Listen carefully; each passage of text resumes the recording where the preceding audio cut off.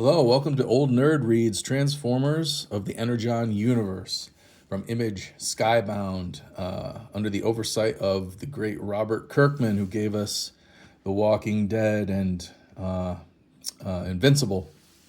So he's overseeing this corner of Image Comics called Skybound, where they're doing this Energon Universe series of comics, where they have the rights to Transformers and G.I. Joe. And the Energon universe is a shared comic book universe between Transformers and G.I. Joe. They happen in the same universe. G.I. Joe exists there, Transformers exists there. And some other characters as well. But the topic of this video is just the Transformers, basically.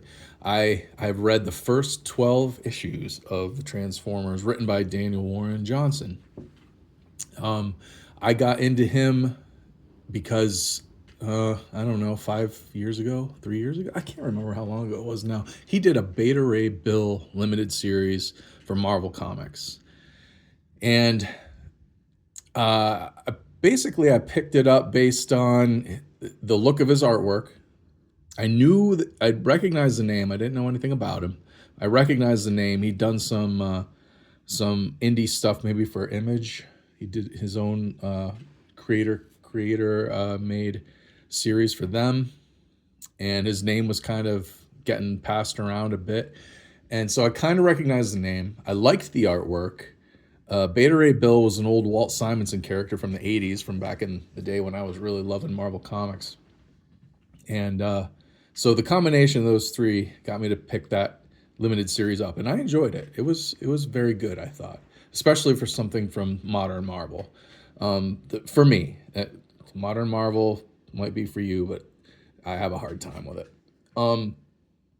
So when buzz started picking up around this new Transformers series coming out, and it was by Daniel Warren Johnson, like, people were really excited by that, and I was too.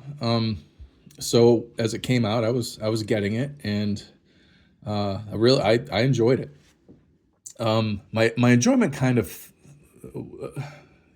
of dissipated, though, towards the end. I've got the first 12 issues. His Daniel Warren Johnson's artwork is really good for the Transformers. I think this is a great style for this to be in comic book form. Some people tried to go the traditional manga type style for mecha and stuff like that when they draw the Transformers comics before. There's been a few different takes on it. The old Marvel comics that did Transformers back in the day, I don't really remember much about it. Sometimes the robots look good, sometimes that meh. But for some reason, Daniel Warren Johnson's artwork for the Transformers, the look of the Transformers, I think is fantastic. I tried to collect all his covers. Like everything these days, there's like 100 different variants. And I was just looking through these and I realized, this number 3 is not Daniel Warren Johnson, it's somebody else. It's not a bad cover. I like the cover. But as a completist, as a nerd, I'd rather have all the Daniel Warren Johnson covers, but we'll get through this. So Daniel Warren Johnson, he wrote and drew the first 6-issue story arc. And then, beginning with number 7, he didn't draw it anymore. A new artist took over, Jorge Corona. He took over as artist, and he's pretty good. He mimics Daniel Warren Johnson's art style very well. So the feel of the book kind of carries through from the Daniel Warren Johnson drawn issues to the Jorge Corona drawn issues. The continuity, the feel of it pretty much stays the same. But I will say that these last 6 issues from 7 through 12, my interest kind of waned. Didn't feel like it was really going anywhere, but I don't know. I could keep reading them. I don't think I'm gonna. I think the first 12 issues is plenty. This was the Free Comic Book Day comic that got put out last year, which kind of foreshadows what was to come during this year. Megatron hasn't shown up in these first 12 issues so far. He's mentioned, of course, but he hasn't shown up yet. Optimus Prime has Megatron's arm and cannon on one side of his body. He gets his arm ripped off early on in the series, and somehow Megatron's arm's laying there. I forget what the backstory is. He snaps that onto his shoulder, and now he carries around Megatron's arm cannon. But Megatron still hasn't shown up. I think the series has gone beyond number 12. But like I said, I think I'm going to pump the brakes on it. And I'm sure Megatron's probably shown up by now, or he's about to. But yeah, I recommend, especially the first 6 issues. I recommend. The covers are awesome. The artwork is awesome. The story is awesome. Kind of follows a little bit of the old 1980s cartoon storyline with like what was his name, Buster Witwicky. I forget the people that were involved with the Autobots and everything.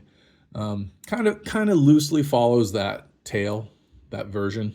The next 6 issues almost feel, I hate to say fillerish, but I don't know. They have some good stuff in them.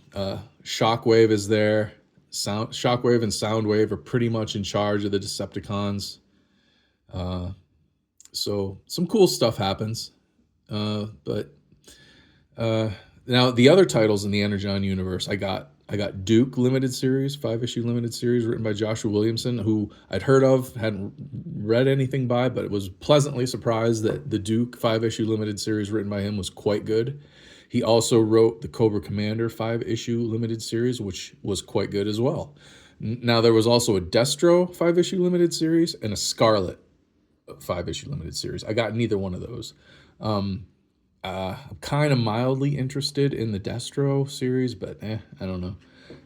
But now the G.I. Joe title has started. So they did those 4 limited series first while these books were going on. And now I think just in the last month or so, the G.I. Joe actual comic has started. They might be 2 issues in at this point. Now I do want to check those out because they are written by Joshua Williams, who also wrote Duke and Cobra Commander. Interesting backstories for those characters and how they kind of tie into the Transformers. It's neat. It's kind of neat to see how they're slowly bringing these 2 worlds together. So I'm kind of losing interest in the Transformers. I only read half of the G.I. Joe limited series. I'm going to try the first couple issues of the G.I. Joe ongoing, and we'll see where we go from there. But yeah, these are good. These are good, especially the first 6. So if you're curious, I recommend them. If you have any further tidbits or news about where the Energon universe is going, or anything that I got wrong about this presentation, comment below. Like, share, and subscribe. Thanks for watching, and I'll see you next time.